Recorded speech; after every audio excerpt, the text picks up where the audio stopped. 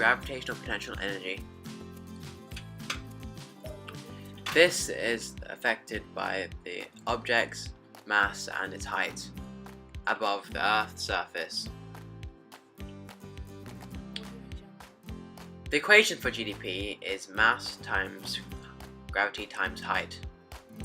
So first, in order to show this, we measured a block and we dropped it from a certain height.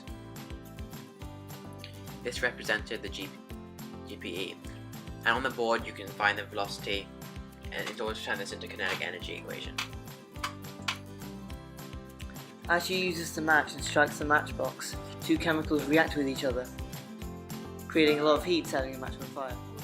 So now we move on to heat energy. This is also known as thermal energy as well.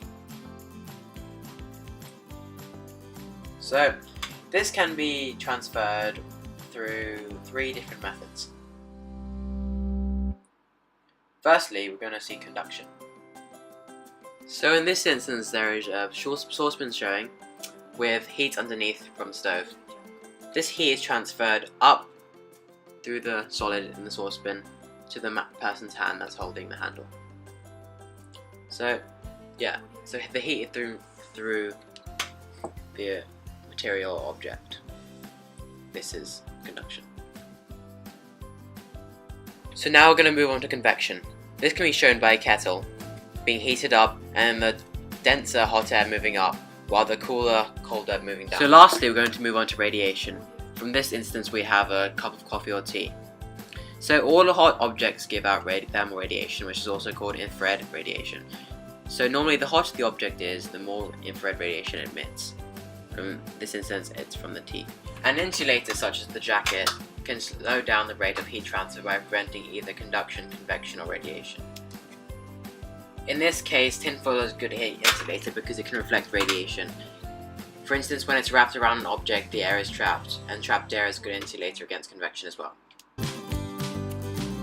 Chemical energy is stored energy in fuel, foods and batteries.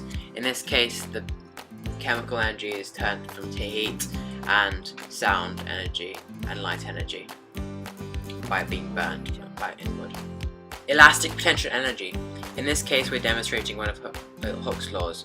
The equation for this is force equals spring constant times extension in meters. So what is it?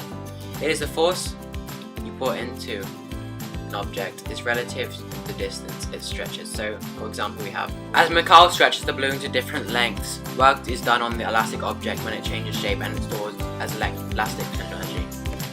Whilst clapping, a sound is created. To produce a sound, something needs to oscillate in order to hit the air molecules and produce compressions and fractions. When the hands are clapped together,